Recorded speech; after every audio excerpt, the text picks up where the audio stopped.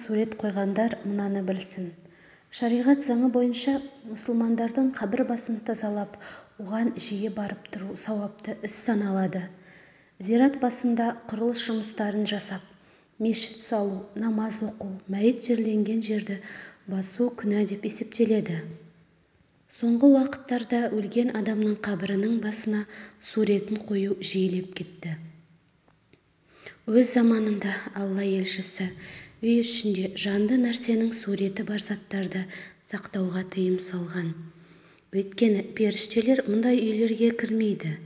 Сол сияқты зират басында да қайтыс болған адамның суретін қоюға тыйым салынады. Сурет болған жағдайда зиратқа періштелер келіп демалмайтын болады.